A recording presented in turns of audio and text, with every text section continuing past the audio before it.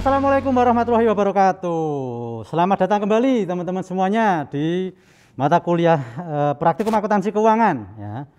Ini melanjutkan dengan pertemuan minggu-minggu sebelumnya ya. Sini kita kali ini masuk ke kasus keempat ya. Dan ini pertemuan ini masuki pertemuan yang ke-9 sampai ke-10 ya. Jadi kita kerjakan pertemuan 9 dengan 10 setelah kita mengikuti ujian tengah semester pada pertemuan 8 kemarin ya. Nah, kemudian untuk kasus keempat ini kita masuk ke akuntansi investasi. Jadi teman-teman nanti setelah mengikuti mata kuliah ini setidaknya tahu ya, punya gambaran atau bisa menyelesaikan kasus-kasus terkait dengan investasi ya. Jadi akuntansi investasi. Kebetulan untuk kali ini kasus keempat ini kasusnya adalah perusahaan jasa keuangan ya, yaitu Bank Dana Mulia. Nah, apa saja yang perlu kita pelajari di kasus ini ya, untuk kasus keempat ini ya. Yang pertama, jadi pada kasus keempat ini di akuntansi investasi ini ada beberapa masalah akuntansi. Yang pertama ya, itu terkait dengan investasi dalam surat utang atau debt investment ya. Jadi di sini akuntansi untuk investasi dalam surat utang atau obligasi diperoleh dan direncanakan untuk dipertahankan sampai dengan tanggal jatuh tempo ya, yang direncanakan untuk memperoleh selisih harga beli dan harga jual ya. Nah, nanti dalam hal ini ada beberapa catatan lagi ya. Yang pertama yaitu perolehan obligasi dengan harga yang didasarkan bunga pasar, kemudian amortisasi diskonto atau premi obligasi, ya, dan pencatatan pendapatan bunga dan penjualan obligasi sebelum jatuh tempo. Itu permasalahan yang pertama terkait dengan Bank Dana Mulia ini, ya, pada kasus keempat. Kemudian permasalahan yang kedua terkait dengan investasi dalam surat berharga atau saham atau equity investment, ya.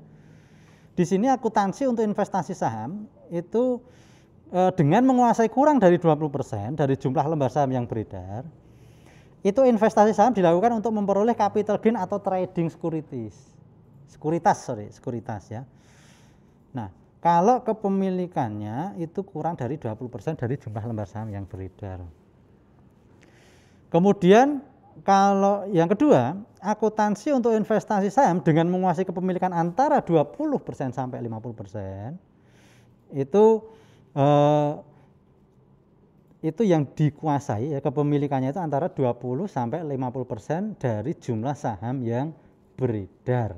Nah, itu terkait dengan permasalahan yang kedua. Jadi ada dua permasalahan ini yang dirinci memang.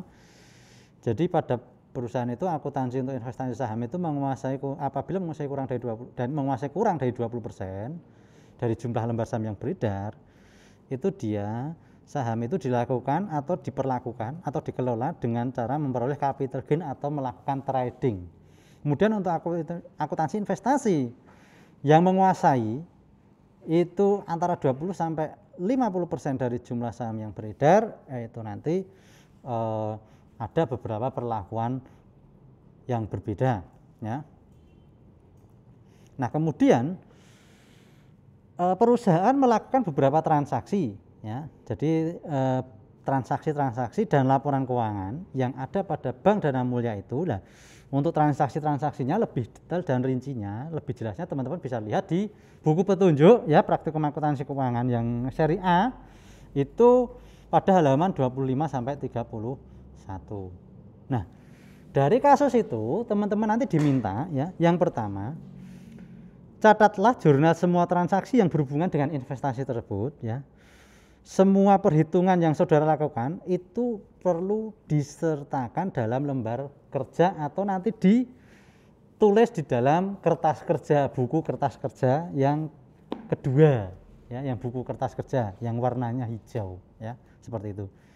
Kemudian petunjuk yang kedua itu tunjukkan penyajian investasi dan rekening-rekening lain yang berkaitan ya dalam laporan keuangan antara tahun 2010 dan 2011.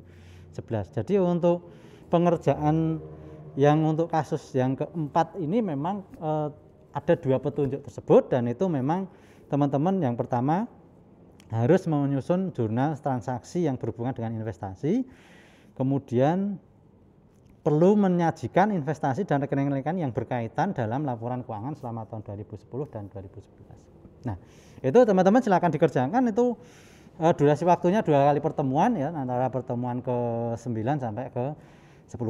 Nah, untuk kasus keempat itu cukup sampai di sini dulu. Saya akhiri, sekian. Wassalamualaikum warahmatullahi wabarakatuh. Sampai ketemu.